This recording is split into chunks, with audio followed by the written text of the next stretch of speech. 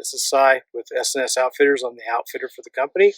We're out here in one of our main antelope units west of Casper doing a little spring surveying. I like to come out here at least once a month during the winter and in the spring to keep an eye on just what the herds are doing, what kind of winter conditions we're having, that sort of thing. So it's early April.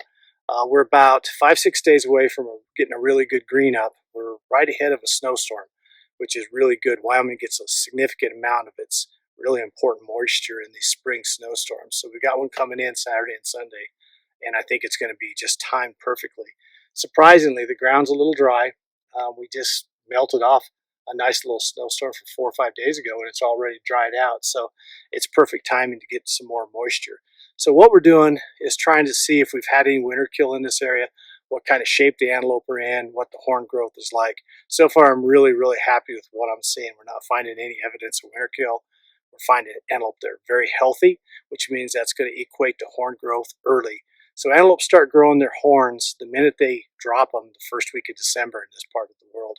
So the new horn is growing, pushes off the old horn, and then they grow all winter long depending on what kind of shape they're in and how much effort they're putting to try to survive the winter. Well, we had a pretty easy winter, so the horn growth's really good right now, and that's going to be really important to have nice, beautiful racks this fall. So a lot of questions that I get involve questions about the topography we're going to be hunting in and shot distances. So in this country, you can see that there's all kinds of little routes you can take to sneak up and get close to an antelope. That's the fun part of hunting these things.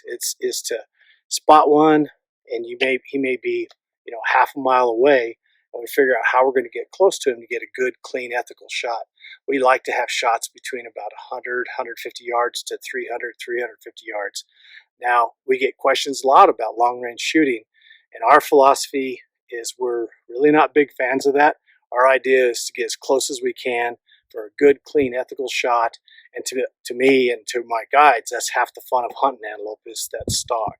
And so we try to get as close as we can, and this type of topography is going to allow us to do that. So the deadline to apply for antelope licenses is June 1st, so we still got about 8 weeks.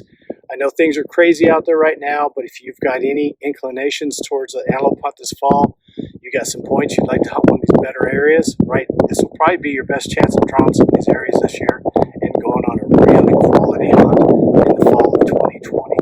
Thanks, give me a call.